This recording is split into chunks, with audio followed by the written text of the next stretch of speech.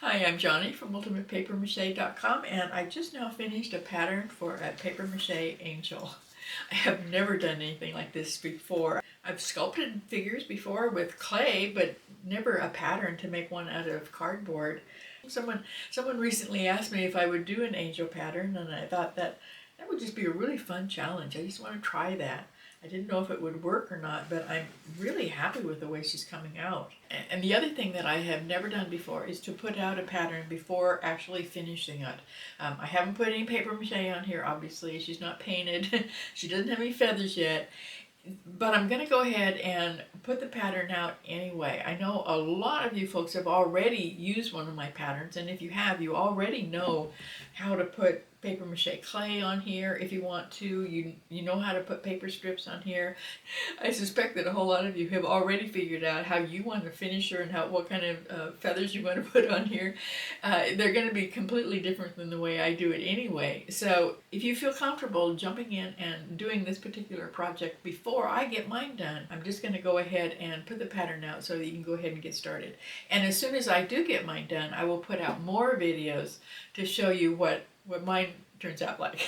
All of the videos for putting the pieces together are already on my website. You can find it at ultimatepapermache.com/angel pattern. There's a small charge for it, and you just download the pattern, print it out, put it on cereal box cardboard. You're going to need a lot because this is big. And there is a couple of pieces of corrugated cardboard that you'll need too, just some scraps from big boxes. I also want to mention, even though she's 3 feet tall, you don't actually have to make the whole entire angel if you don't have room for one that's that big. If you want to leave the skirt off and just make the top body and the wings and display it on a shelf, you can do that.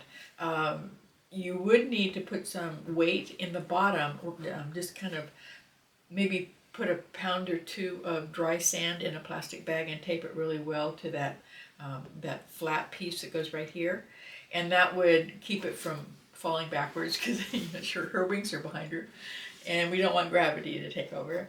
I didn't put any weight in the bottom of her skirt, but if you want to put sculpted feathers on here with paper mache clay, you would definitely want to weight it. I'm going to use construction paper feathers, so it shouldn't be heavy enough to pull her back.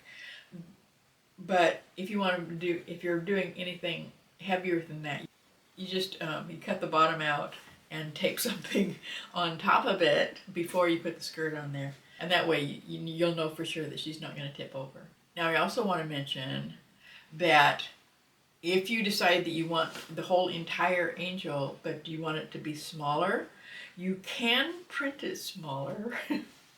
But if your hands and eyeballs are as old as mine, you might have difficulty putting the pieces together on the face. They're already pretty small, but if you print it smaller than this, you might have difficulty putting the face together. So if you decide to do that, just print the very first page of the pattern pieces and see if you can actually do it or not, because I don't want you printing out the whole entire thing and then find out that the face pieces are so small you just can't put them together. That would be really disappointing. So don't do that. The pattern itself is bald, by the way. I should mention that. It doesn't come with hair, and I have a reason for that.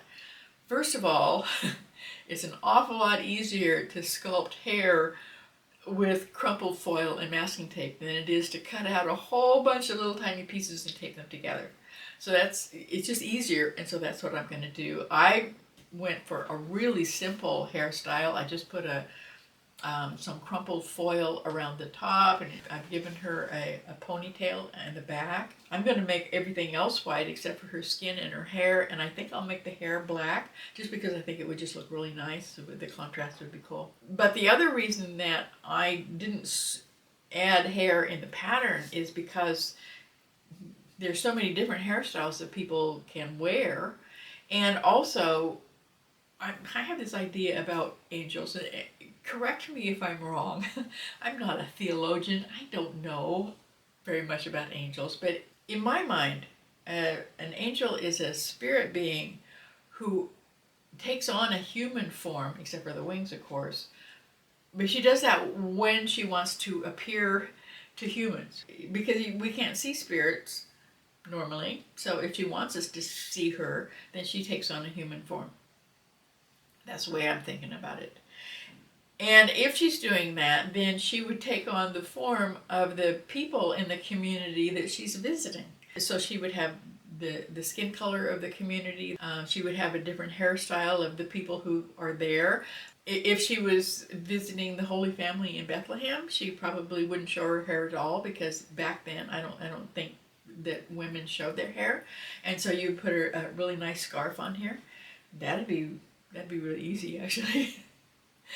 Or you might want to give her, like I gave her that ponytail, but you might want to give her a more modern hairdo. Maybe something that's popular right now with the young ladies in your community. Putting on a little bit of crumpled foil and masking tape is easy, so do it any way you want to. I think I might put just a little bit of light blue or silver trim around her sleeves and maybe the bottom of her skirt. I haven't decided yet. I don't know if angels have to wear white clothes or not. Let me know. I'm really not as familiar with angels as you might be, so let me know if she can wear any color she wants to. I did think that there's one thing that might be really kind of fun, since I'm going to be making the feathers out of construction paper, and I'm just going to draw them onto, just very simply, and cut them out and stick them on. I don't want any details on the individual feathers at all. That's the way I want to do it. And if you wanted to do it that way, then that would be the part that some kids in Sunday school could help you with. And if the wings don't have to be white, that would be up to you, I think. But if they don't have to be white, you can get a package of colored construction paper and let the kids make their wings any way they want to. Let them have some crayons if they want to put details on their feathers. That would be really fun. You might need to help them put the feathers on the wings, but they could make the feathers, and I think that'd just be a really fun project. The kids will not be able to put the rest of the pattern together, though. I know a lot of people think paper mache projects are supposed to be easy enough for kids, and this one, no. This one's going to take some patience, and it's going to take some time, so this is an adult project. So I'm going to hurry up and get this video out so that you can get started on her if you want to. You can find all of the instruction videos are already done for putting the pattern pieces together, so that's all at ultimatepapermache.com/angelpattern. As soon as I get mine finished, I'll go ahead and show you how mine turns out, and if there's any special parts that need instructions, I'll definitely let you know that too. So go ahead and get started if you want to. I know that you've probably already thought of some ideas for how you want to finish yours that I haven't thought of. So please let us know how yours turns out by submitting some photographs on my website. The link to a daily sculptors page is at the top of every single page on my site, so you can easily find it. You can go ahead and post some photographs of your angel, and we would all really love to see how it comes out. Be sure to watch for the next video so you can see how mine turns out, and come visit me, ultimatepapermache.com. I'll see you there.